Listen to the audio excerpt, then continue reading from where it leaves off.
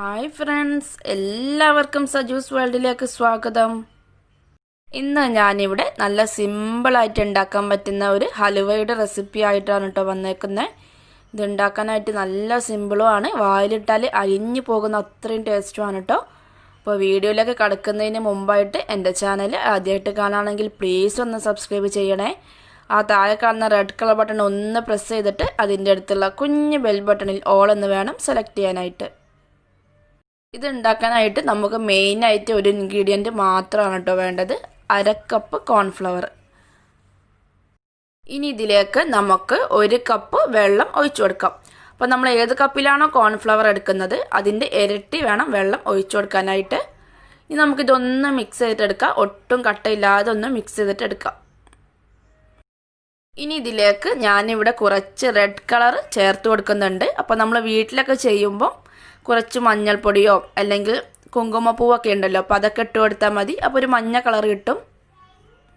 അതേപോലെ നിങ്ങൾക്ക് എന്തെങ്കിലും എക്സ്ട്രാ ഫ്ലേവറൊക്കെ വേണമെങ്കിൽ അതിൻ്റെ എസെൻസ് ഒക്കെ കിട്ടുമല്ലോ, കളറുള്ള എസെൻസ് തന്നെ വാങ്ങിക്കാൻ കിട്ടും. അപ്പോൾ അത് ചേർക്കുകയാണെങ്കിൽ അതിൻ്റെ ഫ്ലേവറും കിട്ടും, ആ ഒരു കളറും കിട്ടും കേട്ടോ.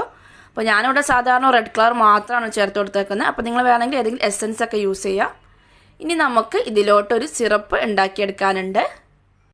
അതിന് വേണ്ടിയിട്ട് ഞാനിവിടെ 1 കപ്പ് പഞ്ചസാരയും അതിൻ്റെ കൂടെ എക്സ്ട്രാ 1 ടേബിൾ സ്പൂൺ പഞ്ചസാരയും കൂടി എടുക്കുന്നുണ്ട്. അപ്പോൾ നമ്മൾ അലുവ എന്നൊക്കെ പറയുമ്പോൾ കുറച്ച് അധികം മധുരം വേണമല്ലോ, അപ്പോൾ അതിന് വേണ്ടിയിട്ടാണ്. ഇനി ഇതിലേക്ക് നമുക്ക് 1/4 കപ്പ് വെള്ളം ഒഴിച്ചു കൊടുക്കാം. നമ്മൾ ഈ സിറപ്പ് ഉണ്ടാക്കാനായിട്ട് കുറച്ച് അടി കട്ടിയുള്ള പാത്രം എടുക്കാം കേട്ടോ, അല്ലെങ്കിൽ അതിലേക്ക് പുകയുടെ ടേസ്റ്റൊക്കെ വരും സിറപ്പ് ഉണ്ടാവുന്ന ടൈമിൽ. ഇനി നമ്മൾ ഈ പഞ്ചസാര ഒന്ന് നന്നായിട്ടൊന്ന് ഉരുക്കിയെടുക്കുന്നുണ്ട്. അപ്പോൾ ജസ്റ്റ് ഈ പഞ്ചസാര ഒന്ന് ഉരുകി വന്നാൽ മാത്രം മതി കേട്ടോ, ഒത്തിരി നേരം സിറപ്പ് ഉണ്ടാക്കിയെടുക്കേണ്ട ആവശ്യമൊന്നുമില്ല.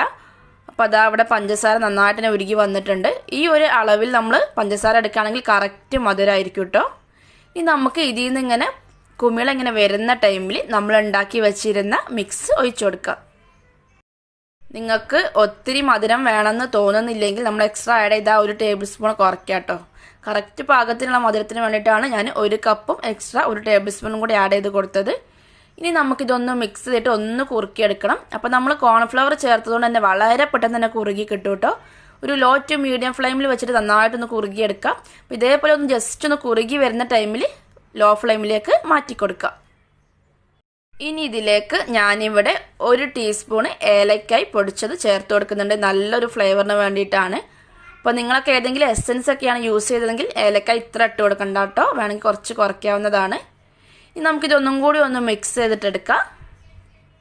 ഇനി നമുക്കിതിലേക്ക് നട്ട്സൊക്കെ ചേർത്ത് കൊടുക്കാം കേട്ടോ. അപ്പോൾ ഞാനിവിടെ കുറച്ച് അണ്ടിപ്പരിപ്പ് ഇതേപോലെ ഒന്ന് കട്ട് ചെയ്തിട്ട് എടുത്തിട്ടുണ്ട്.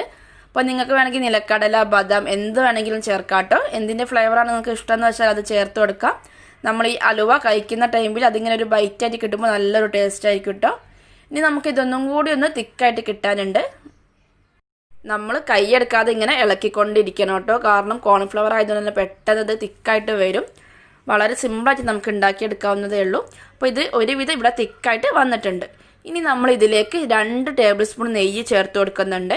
അപ്പോൾ നമുക്ക് ആദ്യം തന്നെ 1 ടേബിൾ സ്പൂൺ ചേർത്ത് കൊടുത്തിട്ട് നന്നായിട്ടൊന്ന് മിക്സ് ചെയ്തിട്ട് എടുക്കാം. ഈ നെയ്യൊക്കെ ഈ അലുവയിലേക്ക് നന്നായിട്ടൊന്ന് മിക്സായിട്ട് അബ്സോർബായിട്ട് വരണം കേട്ടോ. എന്നിട്ട് വേണം അടുത്ത ടേബിൾ സ്പൂൺ ചേർത്ത് കൊടുക്കാനായിട്ട്. അപ്പോൾ നിങ്ങൾ പശുവിൻ നെയ്യൊക്കെ എടുക്കുകയാണെങ്കിൽ ഒന്നും കൂടി നല്ല ടേസ്റ്റ് ഉണ്ടാവും കേട്ടോ. ഇതിപ്പോൾ ഇവിടെ നന്നായിട്ട് മിക്സായിട്ട് വന്നിട്ടുണ്ട്. ഇനി നമുക്ക് ഇതിലേക്ക് അടുത്തൊരു ടേബിൾ സ്പൂണും കൂടി നെയ്യ് ചേർത്ത് കൊടുക്കാം.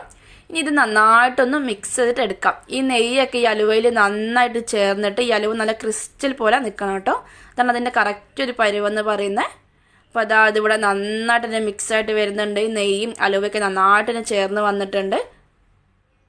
അപ്പോൾ അതാ നമ്മുടെ അലുവയുടെ മിക്സ് ഇവിടെ റെഡി ആയിട്ടുണ്ട് കേട്ടോ. നമ്മളിങ്ങനെ സ്പൂണിൽ എടുക്കുമ്പോൾ ഈ ഒരു തിക്നെസ്സിൽ വേണം, കണ്ടില്ലേ. അപ്പോൾ ഇതാണ് ഇതിൻ്റെ കറക്റ്റ് പരുവെന്ന് പറയുന്നത്. നമ്മുടെ തവിനൊക്കെ പെട്ടെന്ന് തന്നെ വിട്ട് വരുന്നുണ്ട്.